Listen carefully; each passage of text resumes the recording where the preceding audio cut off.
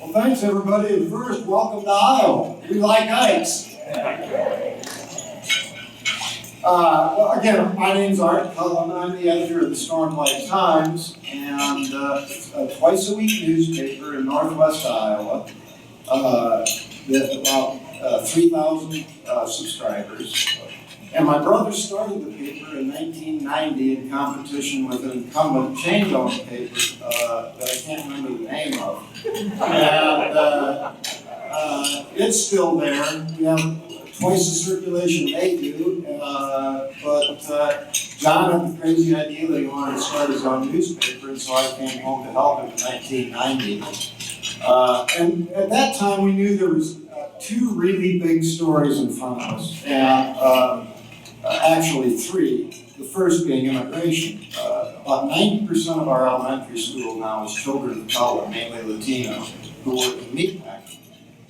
The other two big stories that were happening in Storm Lake when we started the paper were, we were losing our lake.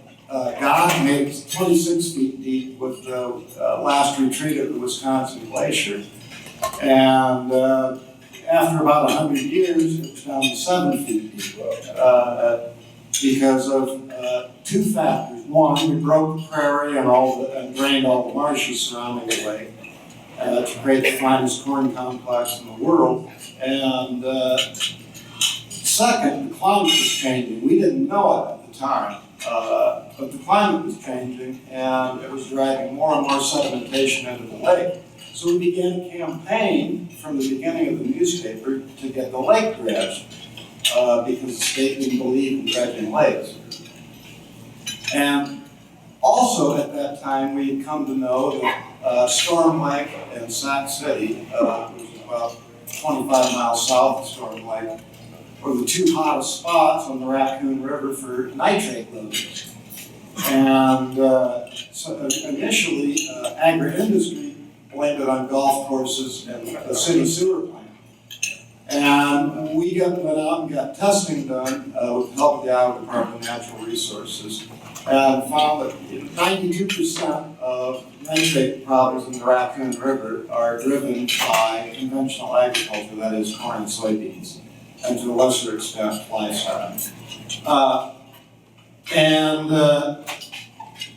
So we were on this campaign to get the lake dredged, and we got DNR on board finally because of repeated fish kills. At one time, all the northern pike in this 3,000-acre lake were killed from oxygen deprivation from the lake being so shallow.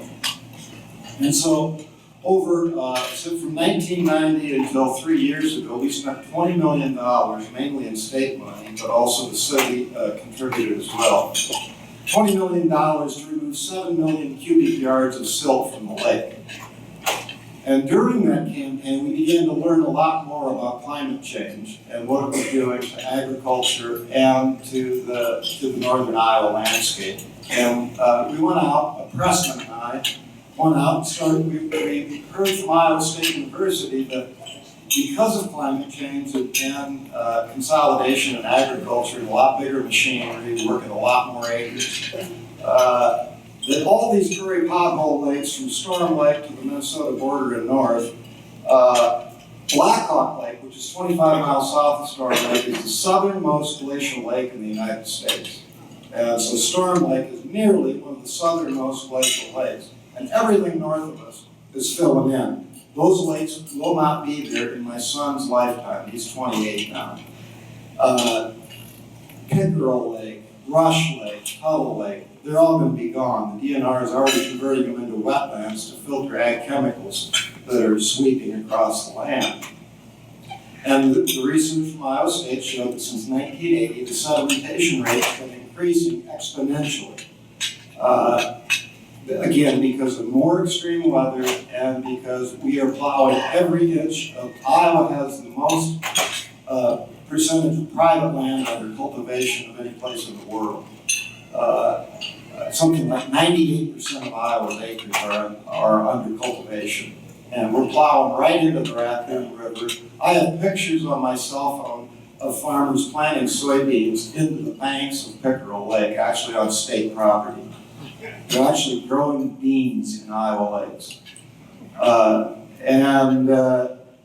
So I had all these pictures, but nobody wanted to talk to me about it. The president and I met from all over the northwest quadrant of the state, documenting that these were lakes once. And I didn't know what to do with these pictures because nobody would talk to us. So I went down to a meeting in 2013 at the Iowa Environmental Council to show these pictures to them, to say these were lakes once. I just want you to know that we're killing them and they'll be gone in 20 to 30 years. And these were lakes that were at one time 10 feet deep and were major recreation and habitat areas. And I'm sitting next to this long-haired guy dressed like a lumberjack, and he turns to me on this panel and he says, "We're going to sue you." I said, "What's your name?" And he says, "Bill Stowe. I'm the CEO of the Des Moines Water Works." And I said, "What are you going to sue us for?" And he said, "Because you're polluting our drinking water supply. They said from the Raccoon River that we were polluting with nitrate from commercial fertilizer, that is anhydrous ammonia.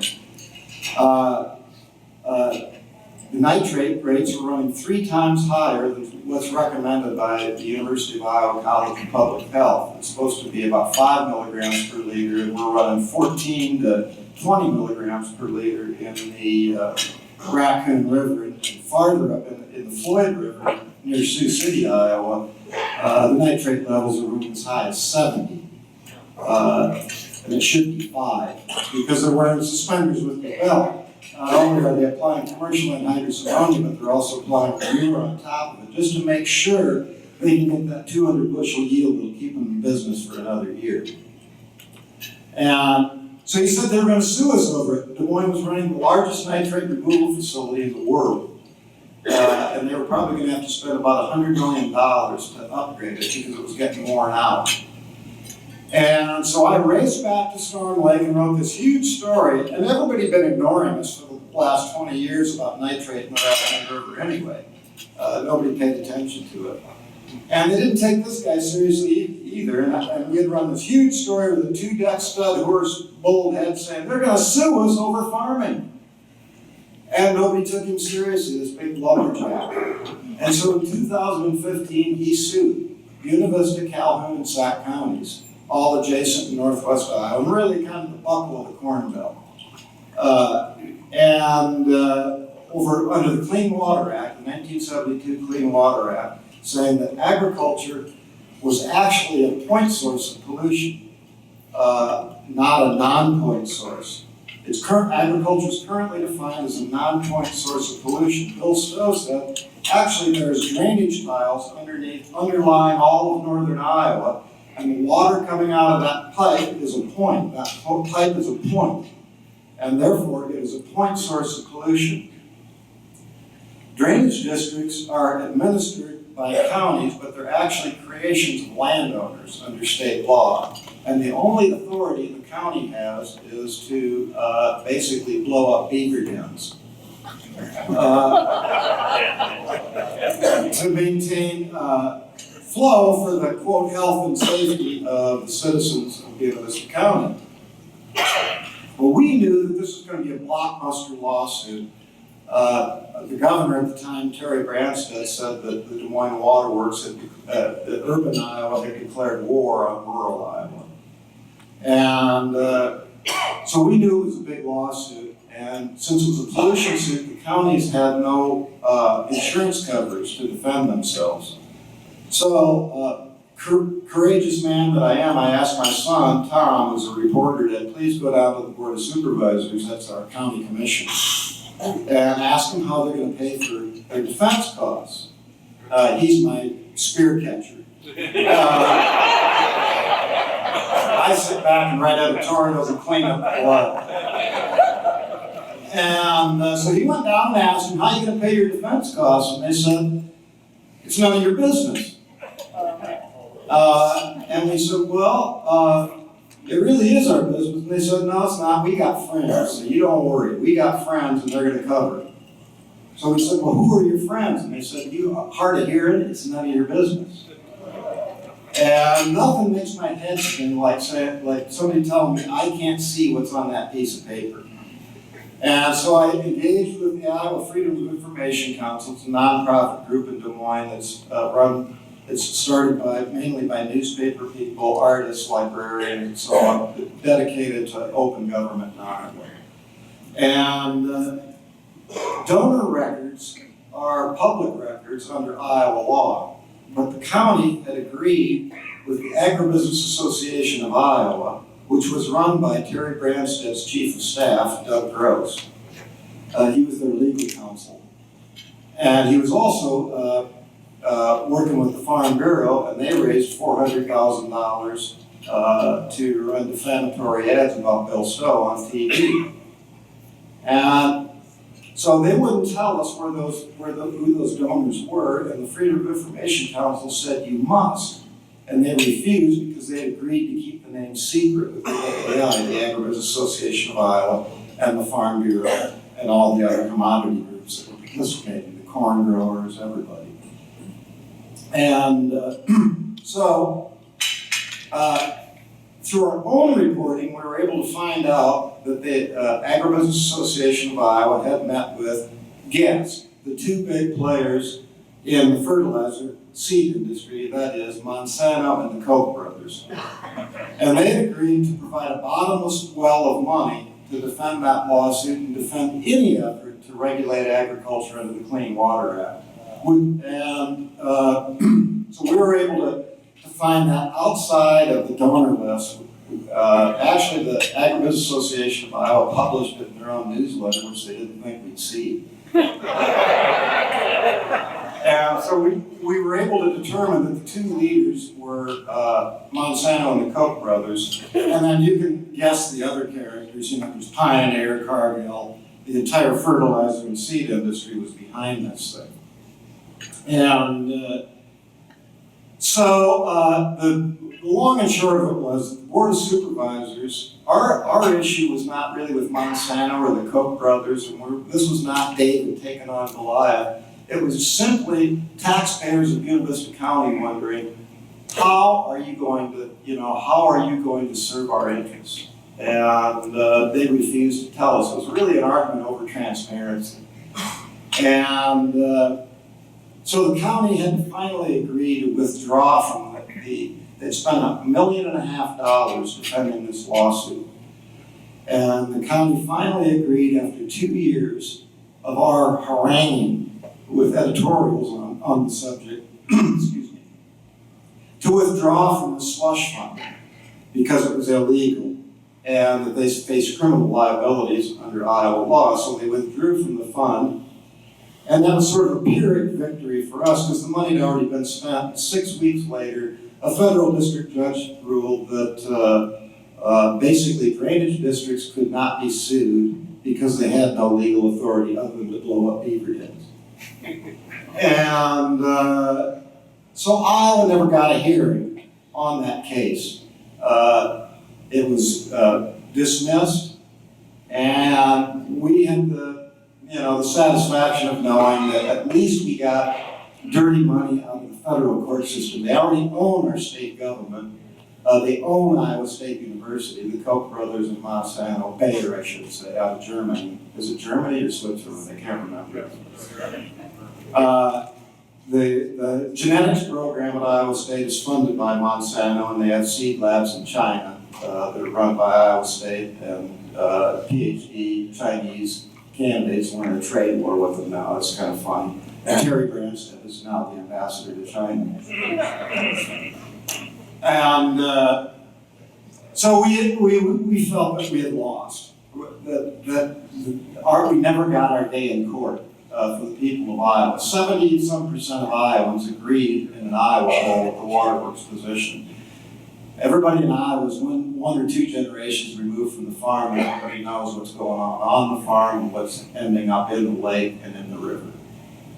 And so I was disappointed, but we had these good editorials over a 2-year period. We'd written dozens of them, urging transparency, mediation between agriculture and the environment. In other words, would you guys just get in the room and settle this, please?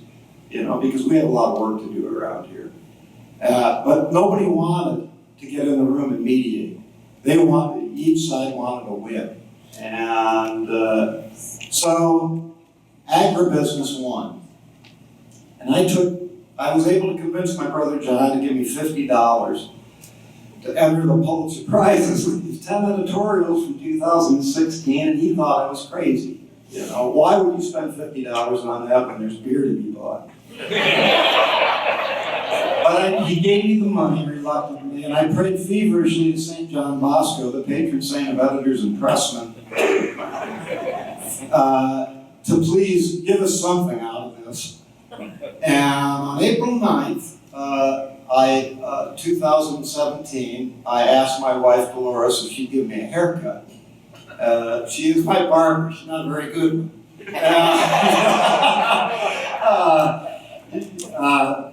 And she said, why? And I said, well, I think we're going to win a Pulitzer Prize tomorrow on Monday, April 10th. And so she gave me a haircut. And sure as hell, I tuned in to the Pulitzer.org live stream where they were announcing the winners, and there's like 21 or 22 categories, from drama to poetry to public service to editorial writing. And editorial writing was number 18. They start out number 1, international reporting, the New York Times. Number 2, investigative reporting, the Wall Street Journal. And they get down to number 17, commentary, Peggy Noonan, the Wall Street Journal.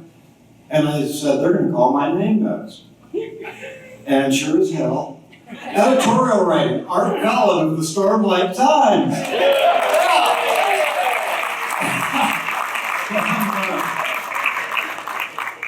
And I flew out of my chair and went through the stained ceiling tiles, and I said, holy barnyard epithet, John, we won. And John woke up from his mid-afternoon nap and said, what did we win? He thought we won a school of Berkeley Tri-League fishing line.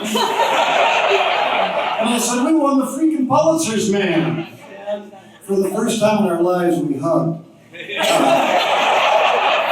I was 59 and he was 60-something, and we finally got to hug each other. And so we won a Pulitzer Prize, and that was great. And we got a book out of the deal, Storm Lake, and I hope everybody buys 3 copies. And what really happened is the conversation changed in Iowa. People began to realize that we're losing soil 4 to 10 times faster than we can regenerate it. A 7-inch rain in Buena Vista County caused us to lose 20 tons per acre. 20 tons per acre from a 7-inch rain in Buena Vista County, and it all went to the Gulf of Mexico, where there's a dead zone the size of New Jersey had grown.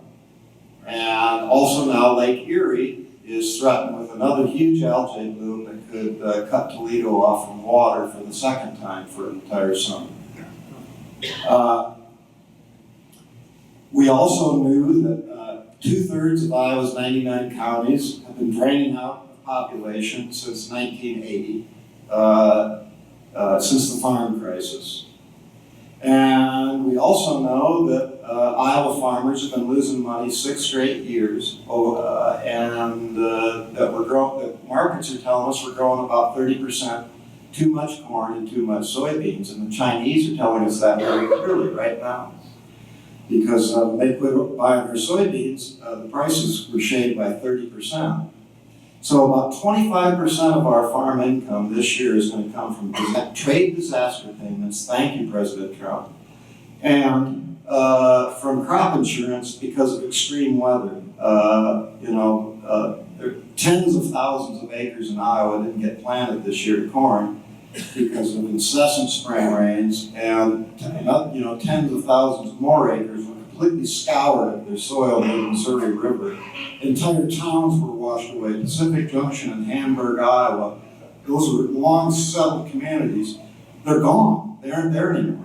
The water washed them away. It washed away all the soil with it. They won't be able to grow corn in that region for 10 years, if not more, because the soil's gone. We all know that now you can't grow corn in western Kansas even with irrigation because the evapotranspiration, is that the word, needs of the corn plant are so great that even with irrigation, because of warmer nights and more humid nights, the corn simply cannot get enough water. And we're seeing a third of the nation's cattle, from Dodge City, Kansas to Amarillo, won't have water in 20 years when the Ogallala Aquifer is sucked dry. And according to Kansas State University, it will be. Certain pockets in the southwestern plains will run out of water. Amarillo will not have water in 20 years. Think about that. Where are those cattle going to go? Well, they're going to come to Iowa. They're going to come to Illinois, because that's where we're going to be. You won't be able to grow corn south of Des Moines in 50 years, according to NASA and the University of Minnesota. And there is going to be a huge food security problem developing. It's developing right now. Chinese wheat yields, because of soil degradation, are falling 5% a year, according to Rick Cruz, an agronomist who runs the Daily Erosion Report at Iowa State University.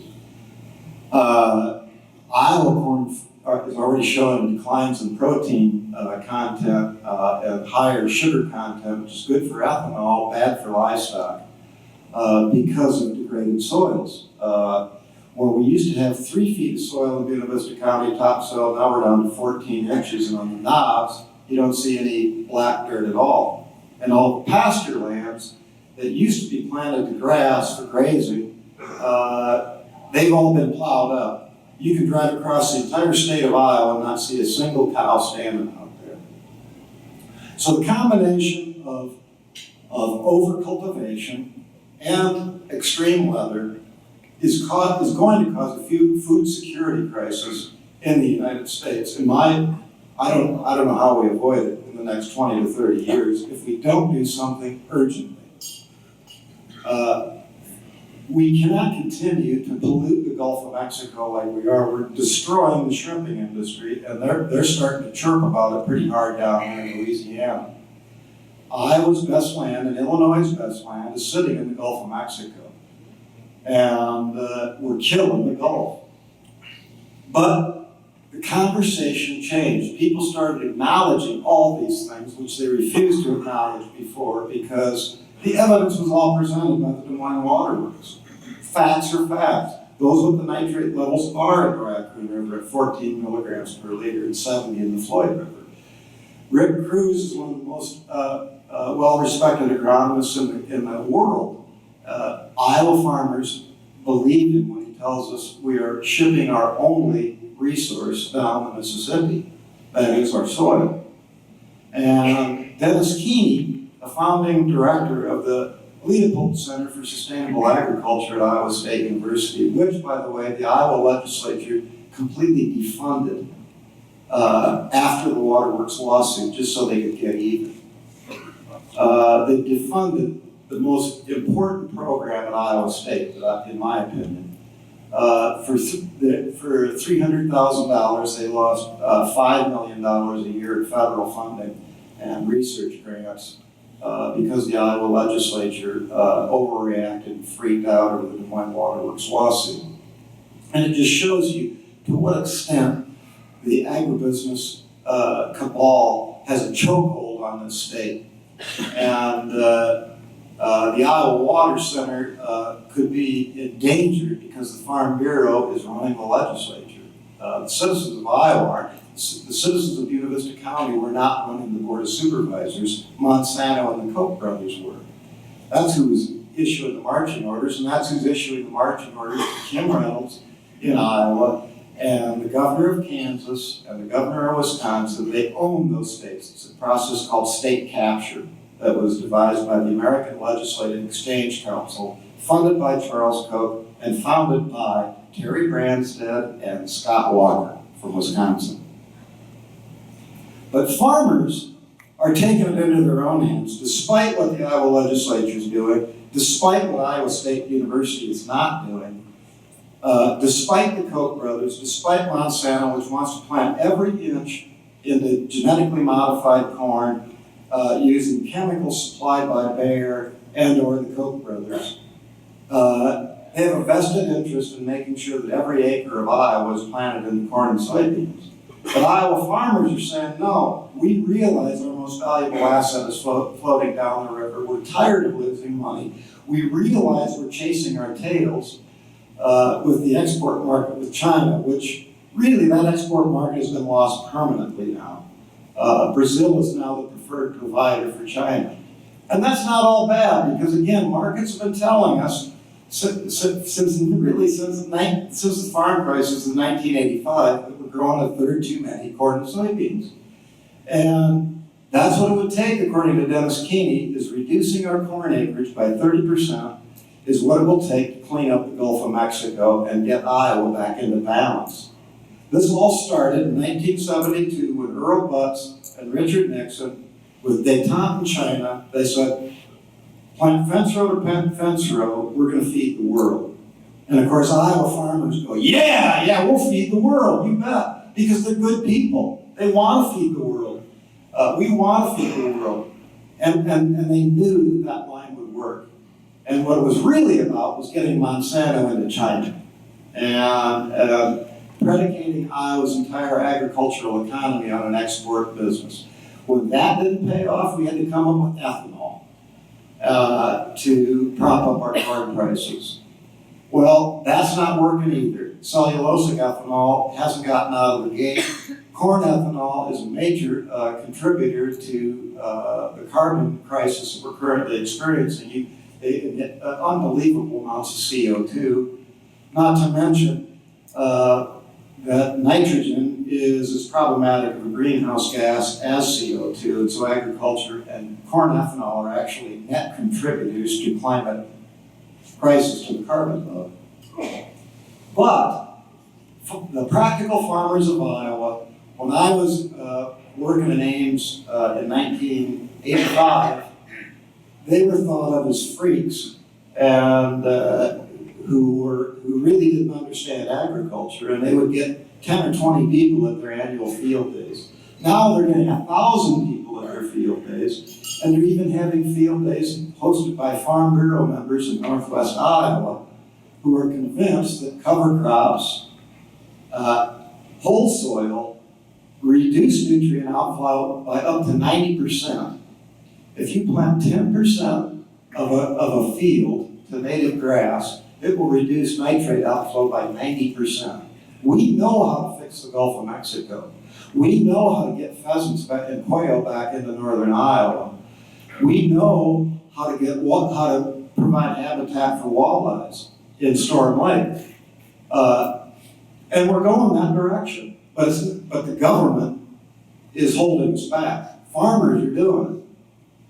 There was 100 people at Galva, Iowa on July 3rd for a cover crop field day. And it was about 130 degrees in the shade.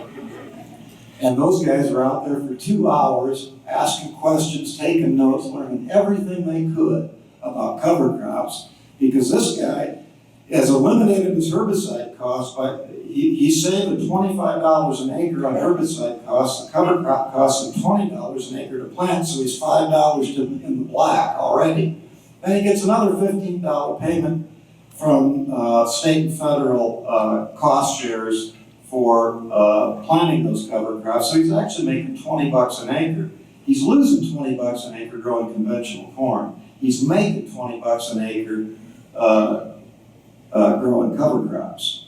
And it's spreading all over Iowa, and now it's spreading into the presidential discussion. Elizabeth Warren, John Delaney, Pete Buttigieg, Beto O'Rourke, and 15 or 20 others I'm forgetting.